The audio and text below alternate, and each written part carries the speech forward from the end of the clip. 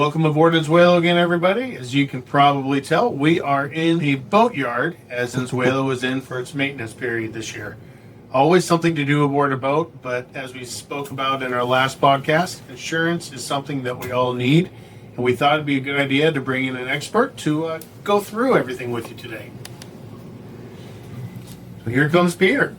Thanks, Matt. My name is Peter Ricks. I am the Northwest Regional Manager for Novamar Insurance Group based in Seattle, Washington.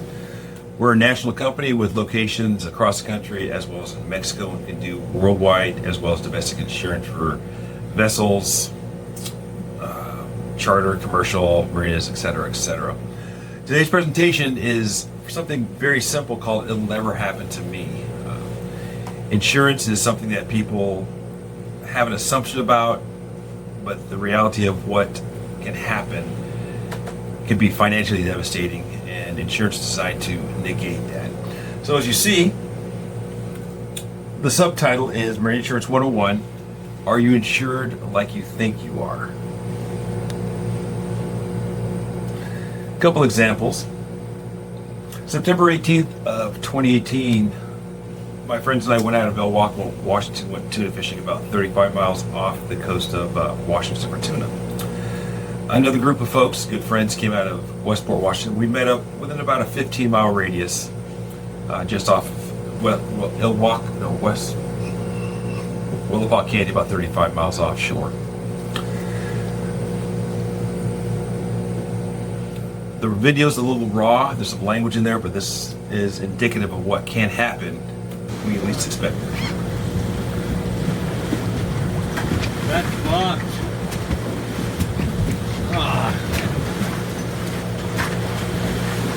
There she goes.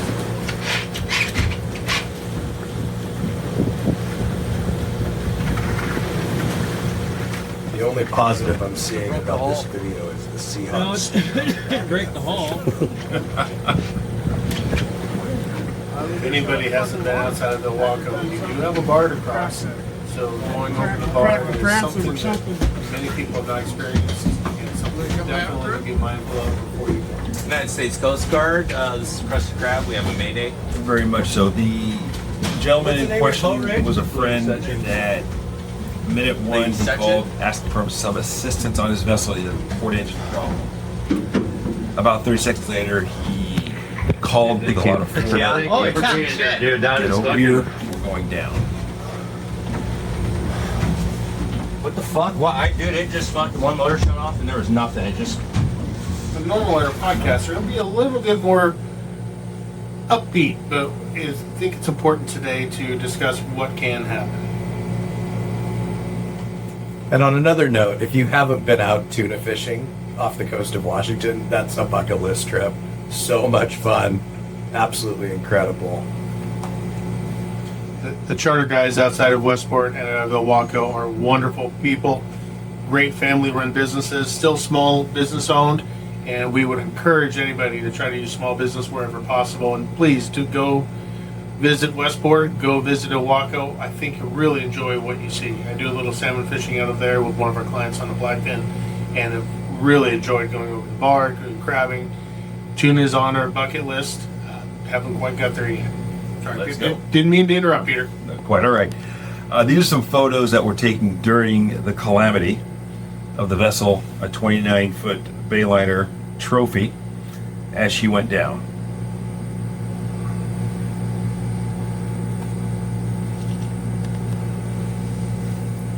The scary part is that from initial call for assistance to the vessel turning turtle and going down was 7 minutes. July of 2019, Hood Canal, western entrances, 65-foot Pacific Mariner. Hit a rock that is well marked, but also has some underwater obstructions that oftentimes the Coast Guard hits.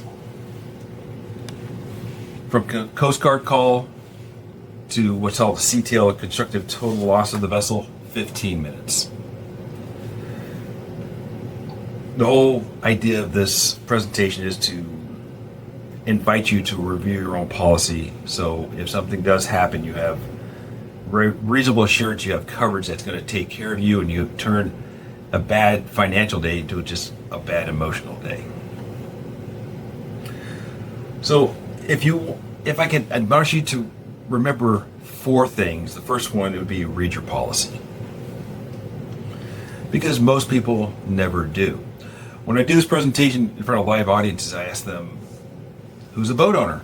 And 100% of hands go up. When I ask the question, who has read their policy with the intention to understand it just a little bit, about 95% of the hands go down.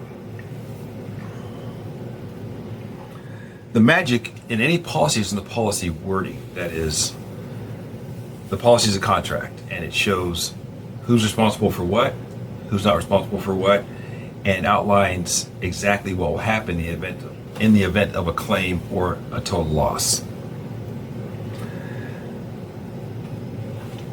It's a contract, and if it doesn't exist in the policy, it's not written, it doesn't exist. So in vessel insurance, the big question I get is, what is it? And so I'll ask you, what is vessel insurance? Some people say we're used car salesmen. Some people think that it's just a necessary evil. Some people say we need it for our marina. What insurance is risk transference. Taking your $100,000 vessel and paying but a fraction of the value to ensure that in the case of calamity, you're going to have coverage that's going to not devastate your wallet, but will take care of the vessel and anybody you might damage. 2 types of coverage in the marine insurance world: actual cash value coverage and agreed value. Actual cash value policies we're all very familiar with, in that the actual cash value policy is the same kind of policy that's on your vehicle. How often do you get that question, Peter, where they go, why would I need an agreed upon value policy versus a cash policy, and what's the difference, and how do you explain that to people? As a broker, I go through that a lot in trying to explain, but then obviously I refer it over to the agent. What do you see as the big differences? I get that question on a daily basis because, like any other commodity you're paying for, people want to save money. And as a vessel owner, I live aboard myself, I shop my policy every year. When I get that question about what's an actual cash value policy, I ask the question back to them, what kind of car do you drive? And it doesn't matter what the answer is, it's simply an example. So if you drive a 2015 Dodge Ram 2500 pickup truck that, in my example, you paid $60,000 for back in 2015. In 2026, you look outside and your vehicle is committing vehicular suicide in your driveway. It's a total loss. What will your insurance company pay you at that time of loss? And the answer is, in fact, ask you gentlemen, what will your insurance company pay you? Whatever the depreciating value is at that point. Exactly. The difference between actual cash value and agreed value is that the actual cash value determines the vessel or vehicle value at time of loss. An agreed value policy, which we'll go into in just a moment, sets the value of the vehicle or the vessel at time of policy inception and does not depreciate over time. So in my example of that 2015 Dodge Ram, $50,000, 2026 you have a loss, you're going to get a check for $26,000 or $60,000 for the agreed value of the vehicle, because the policy value was set at inception, not at time of loss. And that's probably one of the big differences between marine policies and those who write automobile policies that are modified to fit a marine or somebody's boat purchase, to keep them pretty much in-house. That is correct. And on top of that, most financing institutions require that agreed value policy, so in the event that the vessel is a total loss, their loan on the vessel can be perfected or paid off in full without having to fight about what the value might be based on a book valuation at time of loss. So that's kind of also where what we see in the automobile side of it, gap insurance comes in on the automobile side, where if you get a marine or yacht policy, the gap is basically built into the policy at that point, to put it kind of in more simple terms, I guess. Essentially, absolutely correct. And your agreed upon value policy will be a little bit more expensive than actual cash value, just as a heads up. That's correct. Can we talk a little bit too, real quick, just about for the fishermen out there? You know, so if you buy the hull, and now you're talking burn-wind mounts, downriggers, fillet tables, all this, can you put agreed value with all of those extra bat-on equipment pieces? Absolutely. On that So boat? I like the example. So somebody picks up 2025 Boston Whaler 345 Conquest at $500,000. Downriggers, pop pullers, burner winds, electronics, diesel heat, etc. He drops another $125,000 into that vessel.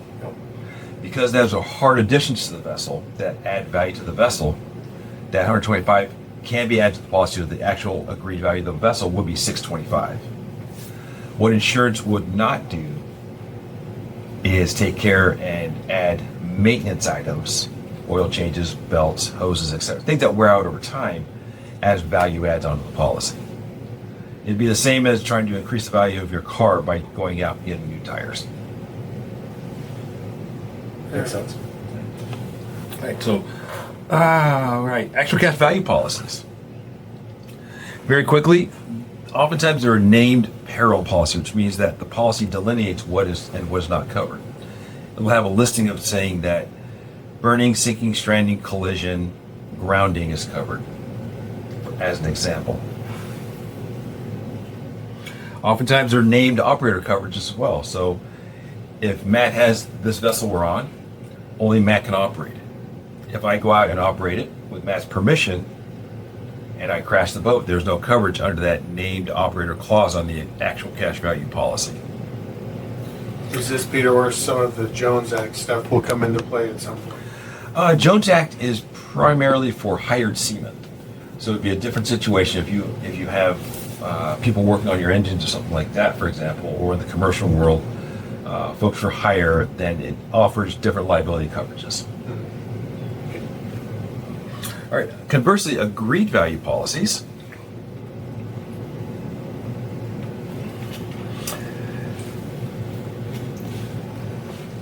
This means that the vessel value is set at policy inception and total losses incur and no deductible. So it's back to my example of your truck that you buy for $60,000. 10 years later, you have a total loss. You get that $60,000 in full, no depreciation, no deductible to factor in. The policies are also what's called an all-risk policy, that unless something is named as an exclusion of the policy, you generally have coverage for it. If there's a gray area on an agreed value policy, it benefits the policy holder, not the insurance company. And you have permissive use coverage. Permissive use states that the owner of the vessel can deed whoever he wants to use and operate that vessel, as long as there's no compensation. So there's not a rental charge of any type. I take Matt's boat out, I wreck it. The settlement would be as if Matt were at the helm. Is there a way to transfer that risk at all? You know, I think about this a lot with a tow behind, and you get the question often, right? Can we run and grab somebody in Friday Harbor from Roach Harbor?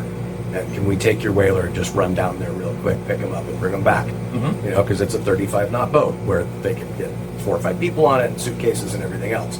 And our answer to that has typically been no, you can't, right? For various reasons, but insurance being one of them. Can you speak to that? If you loan somebody your tender, your tow behind, you know, Yes. in a seemingly harmless way, you're just letting a buddy borrow the boat to get somewhere or do something that they don't have the ability to do, right? How does insurance work there? And would that affect my ability as a boat owner to either go bigger or have my rates increase the next year?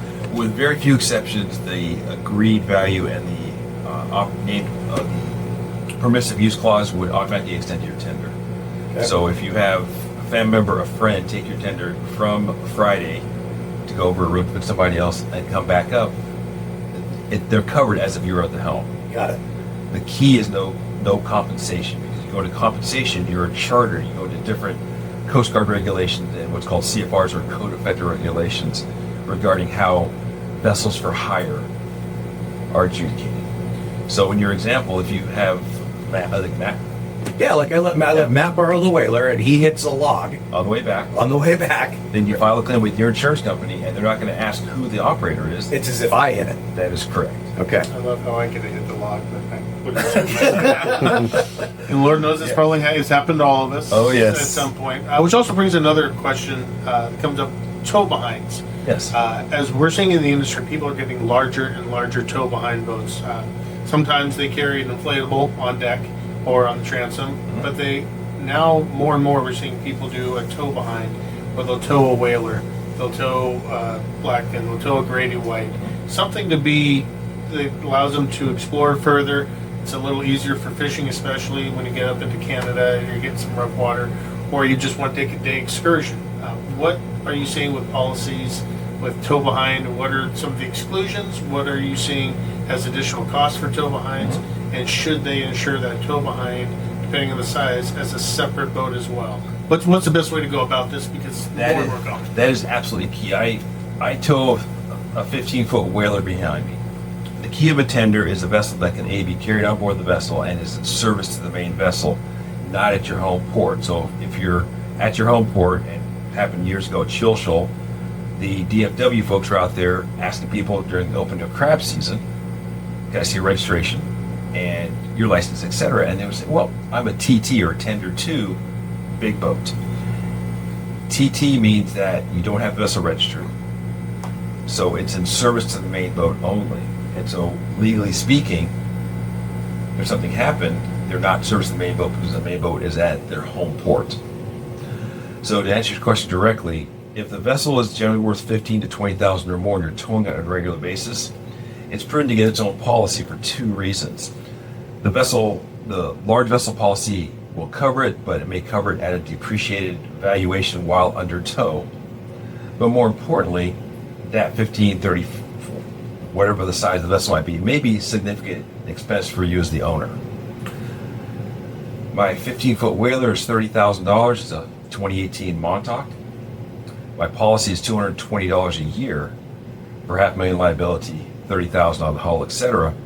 So I have reasonable assurance. If something happens while under tow, it's going to be covered. I can let somebody use it or go use it outside of service to the main vessel, and I'm covered 100%. We all want to keep costs down wherever we can, but sometimes the cost of keeping the costs down is more expensive than saving that dollar up front. We see it all the time. Yes. It's always a cost-benefit analysis. I speak to myself as a liveaboard. I'm using the boats all the time, and the likelihood of something happening while I'm underway is exponentiated because I'm on the boats all the time. I'm there 24/7 for the past 12 years. I'd rather pay that $200 a year for my whaler to make sure that if myself, my wife, my kids are going out, there's going to be coverage, not just on the hull, but in damage they can do to others or to themselves by falling on the deck or something like that. And again, going back to that logic of a bad emotional day, but not a bad financial day. This is also where it comes in with reading your policy, seeing what your medical coverages are. It's not just the boat, but what happens if somebody actually gets hurt? Are they covered? And looking and comparing your policies, or like you said, read your policy. Any policy has line item medical, and line item medical is what's called a no-fault medical. So using a number of 25,000, which is a regular number, and you fall down on deck, or your friend falls on deck fishing and they hurt themselves a bit, you go in at $6,000 to cast up their arm. The policy would take that and pay that, no problem. Your policy does not increase. If they have a serious medical emergency that exceeds that 25,000 no faults, the question comes up: is the vessel liable? If the vessel is liable, then it's not an admission of guilt. It's simply, was the vessel in rough seas which caused that accident? No, the vessel's safe, everybody's safe, but an accident happened while the vessel was in a sea state that caused that accident to happen. The vessel's found liable, kicks in the liability up to $500,000 or $1 million of coverage to take care of that medical calamity. You also brought down another point which you've referenced as a liveaboard. What is liveaboard coverage like these days? That's just, I understand it's changed pretty dramatically. It's actually changed for the more simple in a way. So any vessel policy, no marina and no vessel policy, with very few exceptions, precludes liveaboard coverage. What liveaboard coverage does is simply takes three pieces of the puzzle: your liability, your personal effects, and your medical, changes the policy wording from on board the vessel or while unloading or offloading to anywhere in the world. It essentially emulates what's called HO3 or a homeowner's policy. Example, you go to Disneyland with the family, somebody breaks your hotel room, and $15,000 of laptop, cameras, etc., your stuff is stolen from that hotel room. Under a homeowner's policy, that's called contents. That's going to be automatically covered under the homeowner's policy to a percentage of the home value. On a standard yacht policy without a liveaboard enhancement, you would have no coverage because it's not on board the vessel or unloading or offloading. With liveaboard enhancement, since the wording's been changed from that on board the vessel to anywhere in the world, you would have coverage for your stuff. Realize we're getting into the weeds a little bit, but these are actually all very important aspects as we talk about boating. We don't want to leave anything uncovered, and as we say, this is supposed to be real, unscripted, and relevant, and this is where we feel it kind of falls in. Move forward on this a little bit. There are other aspects of a marine insurance policy, such as liability, which is the damage you can do to others, or perceived damage is done by you. If you hit another vessel, that's liability coverage. You did damage to others. If you're going down the ship canal, or if you're in a waterway that is narrow and your weight causes damage and you perceived by that other party to do damage, either way, the liability coverage will cover you for those instances, both on the legal side as well as the financial compensation should you lose any kind of lawsuit. Pollution and salvage are two other big ones as well. Under the Oil Pollution Act of 1990, which came about because the Exxon Valdez decided to discharge a load of oil into Prince William Sound in 1989, recreational boaters at the time, 1990, could be tapped up to $800,000 for pollution-related damages and outside of fine, so mitigation, cleanup, etc. The current number is $1.076 million that recreational boater can be assessed for fuel, mitigation, cleanup, flora and fauna assessment, etc. Lots of terms: agreed value, actual cash value, pollution, liability, towing and salvage of bringing the vessel back home to a home port for yourself. Putting it all together in a very succinct way so you take all these concepts and see how they all tie together. So the vessel we're going to use our example, the 2007 Grand Banks 44 Europa, purchased for $450,000.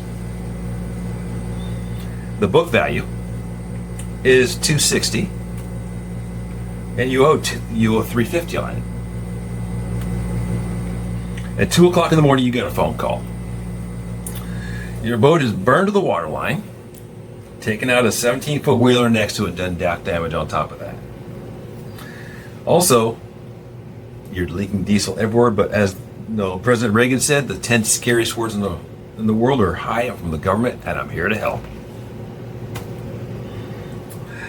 The investigation begins, and you're found liable, which the boat burned. It's an accident. That's what insurance is about.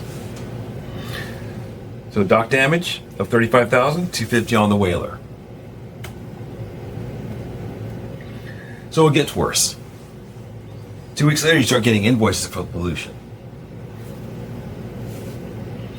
Cleanup assessment, etc., $332,000. Wreck removal, $135,000 because the dock owner wants to move the vessel out so they can repair it and re-rent that space. So you've got 4 different losses. You've got loss of your personal vessel, damage to others, pollution, and salvage or wreck removal. This is the bad financial data that I mentioned earlier. The big question to ask yourself is, how will your policy respond? Doesn't matter what policy it is, this question is applicable for all situations. It must answer like this, or you need to have a serious conversation with your insurance agent. You get a check for $450,000, the full agreed value of the hull for the loss of the vessel.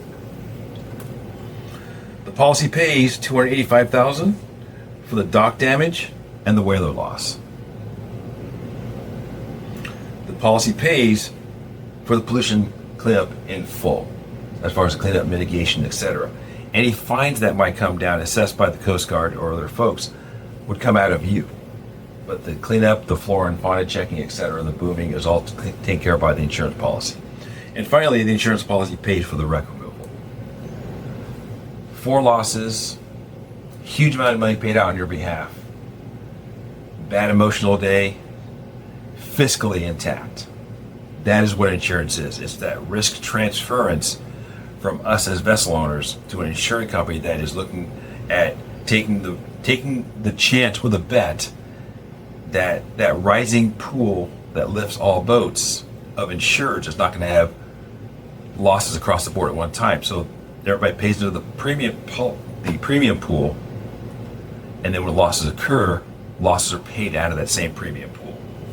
I have a question there, Peter. Yes, sir. You mentioned fines from Coast Guard and other agencies. In your experience and what you've seen, what do you typically, are you seeing those fines? Yes, I've got 2 insureds. 2004, memory serves me correctly, Pleasurecraft Marina Gig Harbor.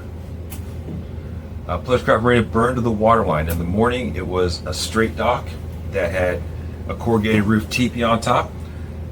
By 5 o'clock, it was a staircase going down, 78 boats gone, 54 down, and a flat piece of corrugated tin on the water. The biggest fine on that was $25,000. Okay. And is there any way to insure against those fines, or is that just what it is? Yes, that's assessed by the Coast Guard, and that's definitely a determination based on the totality of the circumstances. Secondary one, we had a gentleman who did everything right, had a service organization at Shilshole come out, do work. They left a valve open, pumped out 4 gallons of diesel into the bilge. The bilge pump did its thing, it pumped overboard. And he was fined $1,300, which in this case, the service organization paid for because they know they did wrong. You guys are probably seeing the yard guys go back and forth in the background. Like I said, we are in an active boatyard. Kind of fun to do this in a remote location this time. And it is kind of fun. That's actually Mom and John's boat that's moving around over there. So, Mom, we've got an eye on it. Nobody's walking away with anything over there. So with that terrible calamitous situation and the way that I advise the policies to respond, if your policy does not respond in that like fashion, you need to have a heart-to-heart conversation with your agent. 4 things to remember. Read your policy because no one ever does. The worst time to have a conversation is when a claim happens.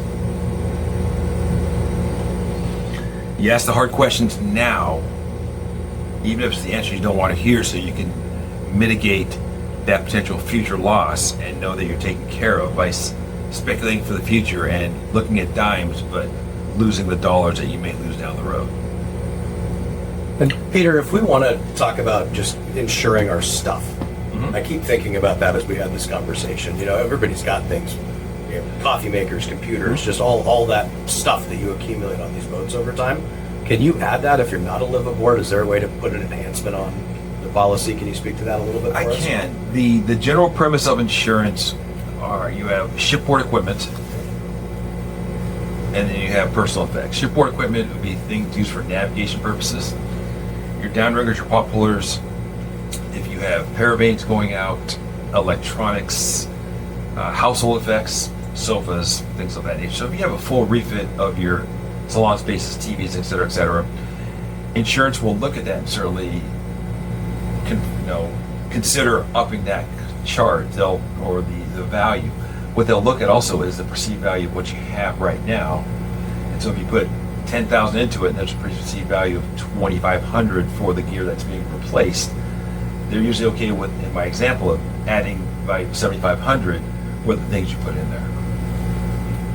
It's all a conversation, and as an agent, our job is to take our conversations with the retail insured, translate into underwriter speak, so they understand what's going on. So when they make that decisioning, it's right, it's palatable, it makes sense, and they're comfortable with it. So as the consumer, we can come to you and say, let's build a custom policy for my boat or boats, the way I boat with the stuff that's on it. Correct. And actually build something that's custom to our situation. Correct. For new builds, I'll often ask somebody, and Matt's probably heard me say this before, getting a black fin. And I'll just throw numbers out. It's $350,000. And they'll say, okay, so is that out the door, or are you adding electronics, et cetera? So it's well, about 40 grand with electronics. So now we went from 350 to 390 in valuation. And then we can pad that a little more. But again, it's making the reality of what the insurable interest in the vessel is for that person. So 4 points to remember on your insurance. And 4 simple points, breaking this madness all down. Read your policy, because no one ever does. I admonish that over and over again, but the reality is 95% of people have not read their policy with any attempt to understand it a little bit. Over this past time period, we've talked about some different things. And so when you read the policy, you're going to be confused. It's a legal document, so highlight what confuses you.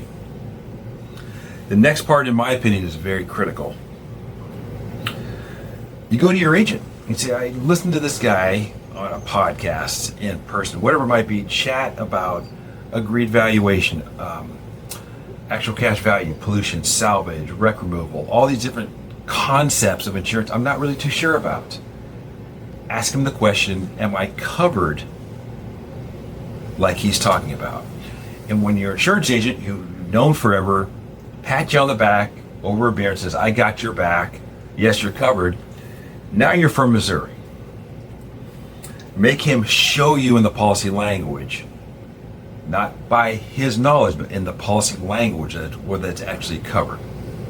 Because the policy, roundabout logic, the magic's in the policy wording. If it's not in the policy, I don't care. When I say something, a client says something, let me check your policy, I'll go verbatim, oftentimes send him the policy document and say, hey, turn to page 25, subparagraph 3, whatever it might be, and we can go over it together, so there's zero gray area for that client. And it also protects my agency from what's called errors and omissions. We're doing right by the client, and we're not making anything fictitious up. We're doing the right thing the first time. Quick on lithium batteries. It's a very hot topic right now for vessels. It's fantastic. I have them on my boat, and it's a great solution for long-term usage on vessels.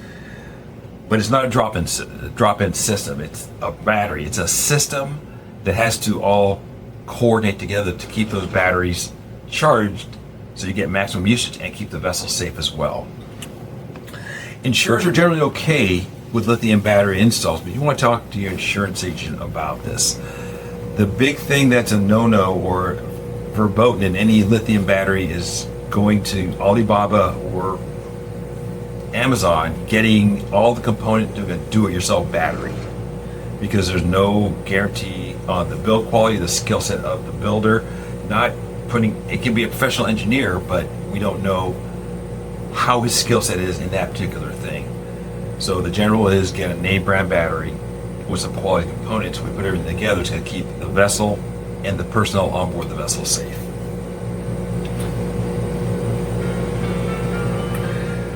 Finally, this is a quick video just admonishing that things do happen that are outside of our control.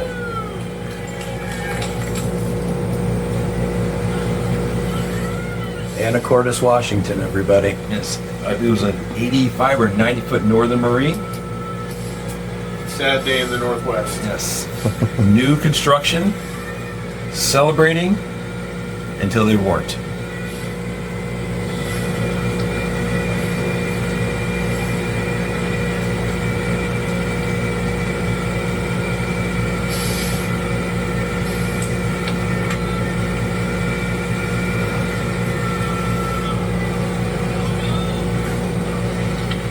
There was somebody aboard during that as well. Terrible.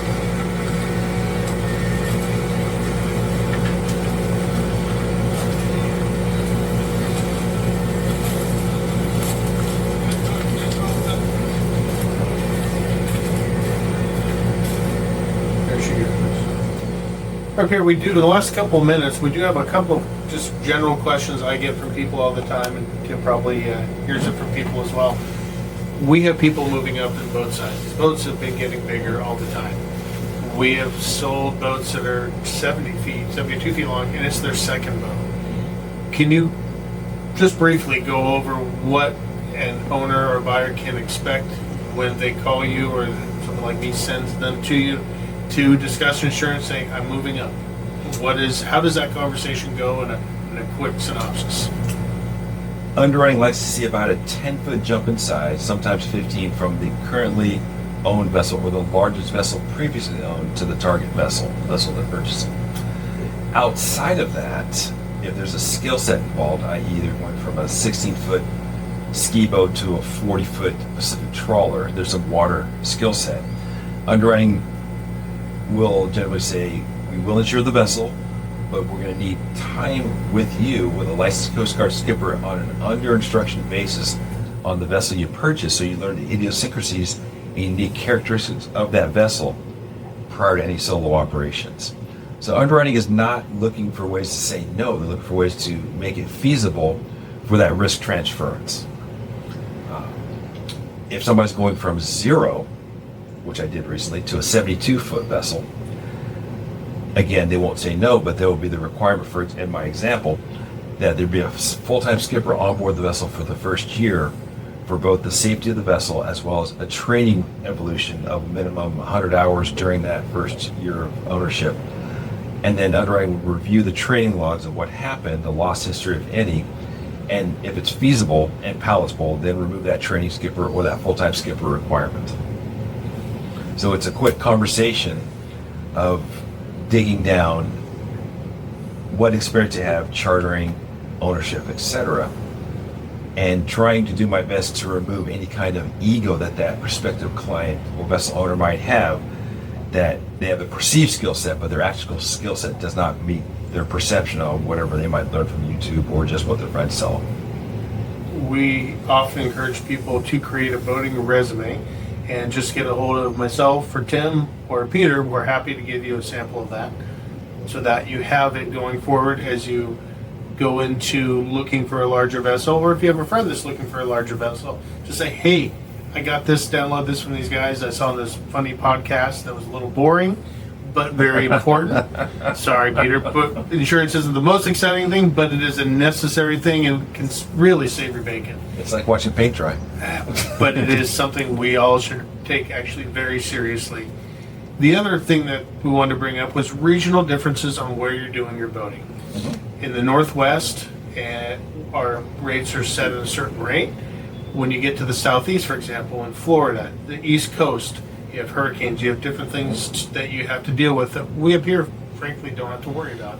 Can you speak to that and the availability of insurance in those areas? Because I'm hoping we do have people on the East Coast that watch this.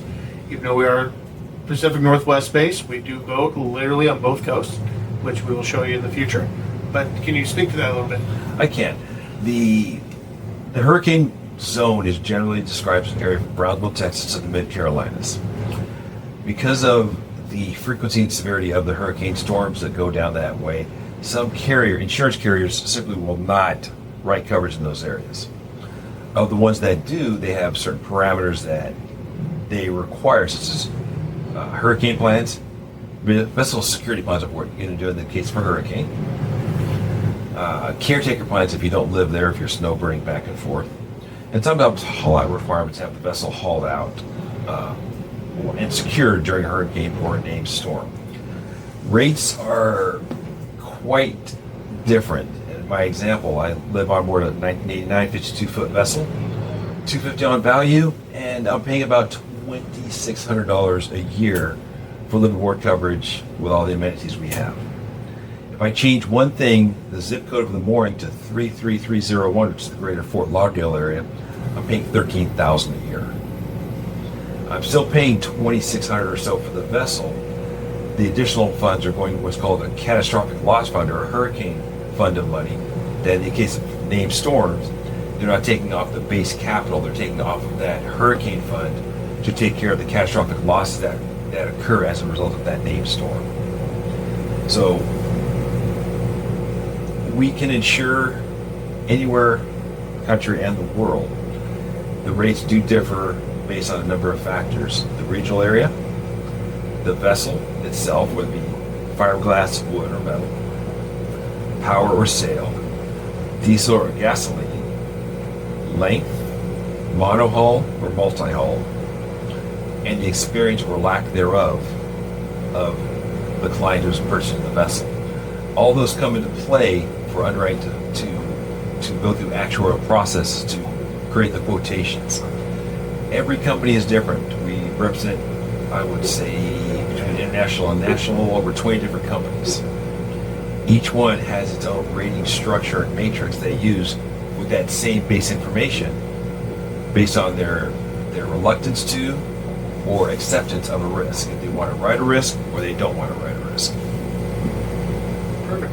And I want to go back real quick to if you decide to go bigger in a boat and you've let a friend or a family member borrow the tender or the tow behind, right? And they hit the log again. Sorry, Matt, but they hit the log again. You know? Well, isn't always. I mean, it has to be you. It makes all the sense in the world. But again, they hit the log and you were at the helm. Now we're having the conversation with the underwriter of, I'd like to go from 60 feet to 72 feet, but I've technically hit a log according to insurance. With a tender. With a tender. Is there a way to explain that away? When you have a claim like that, it's going to be, I had a claim, what happened? We're running the tender, my friend was running the tender, and it hit a log. They're not going to parse down of who the gentleman was and all the different pieces of the puzzle and his skill set, etc. Because under permissive use, you allowed him to use it because you determined he had the skill set to use that vessel. He damaged the vessel, and the claim's not going to go down as if you were at the helm or out. They're going to go on the situation. What happened? Does it meet the policy criteria? If it does, then they're going to pay the claim. Is there a cautionary tale then for friends, family members with tenders and tow behinds? As an insurance professional, Yes. Do you have an opinion here? Read your policy to see how the policy acts upon towed tenders. One policy has a specific line item that says tenders are covered while covered on board, but only covered at 50% of value if towed behind. So again, back to the read your policy so you don't have that. You're removing the what if moments by getting a base understanding or asking your agent, like we're doing right here. And if I was in my office, you asked me that question, I'd pull your policy up, go over the specific line item and say, oh, hey, Tim, your policy does cover, it's silent on towing or non-towing, therefore you have coverage. Or, Tim, your policy says you have coverage while you're towing, while your tender's on board carry, but to a maximum of 50% coverage while, if a loss happens while being towed, I'd let you know, get that policy, highlight the stuff so that way you have that knowledge to go move forward from there. Next part of the conversation might be, it's a 27-foot blackfin, you may want to go ahead and put it on its own policy and go down that road. And does it count as under tow if it's away from its home port? If you're out cruising for the summer and you leave Shoal, you go to Roach Harbor, right, and you take the boat out fishing, the tow behind out fishing, is it under tow according to the insurance company at that point, or is it its own vessel that went out fishing? Interesting question. So, okay, situation, you tow the vessel from Shoal to the islands. Yep. Or you're carrying it and then drop it and tow it. You tow it from Shoal to Roach Harbor, Okay. and then you use it as an island hopper in a fishing vessel from Roach Harbor as a base. Okay. But it's tied to the big boat, Okay. right, on the guest docks. How does the insurance company look at that tow bind at that point? Is it under tow or is it its own vessel? It would be based on the policy language. Okay. Generally speaking, you're away from home port. You're in a transitory port, or head around wherever it might be. Yeah. And so that coverage would be as if you were on the anchor. So bottom line, if you've got a tow behind, you need to really make sure that you've got this dialed in. Correct. Yeah. And it's not too hard. In this case, with being a Roach Harbor, you're not your home port. You have a loss while the tender's behind you because you're going out crabbing or shrimping in the islands. A loss occurs. Generally speaking, you're going to have coverage because you're not at your home port. You're on travel from point A to point B. Makes sense. Thank you. Insurance. Read your policy. Yeah. Happy to, if any of your listener slant viewers want to have their policy reviewed by us, we can do that. We'll tell them straight up, you have a good policy, your agent took care of you, or point out the deficiencies not for us, but for that person or that party, so they know exactly what they have, and more importantly, what they don't have. That's great. And for everybody listening and watching, how do they get in touch with you? If somebody wants to get a policy reviewed, how do they find you? What does it cost? What can they expect? Cost is zero. Okay. Cost is zero. It's a quick conversation. If your listeners or your viewers want to get their policy reviewed, it's a no charge thing for us. I'm happy to do it. And we'll tell them what's good, what's bad, what's indifferent. And so that way, at the end of the conversation, they'll have a good feeling on what they have, or more importantly, what they don't have. Name is Peter Ricks, again with Novamar Insurance Group out of Seattle. Number direct is 206-337-8917. Email is peter@novamar.net, Novamar. My account executive is Courtney Wingard, and she is Courtney@novamar.net. Her direct line is 206-337-8917. Perfect. Well, thanks, Peter. We appreciate you taking the time. Happy to help out.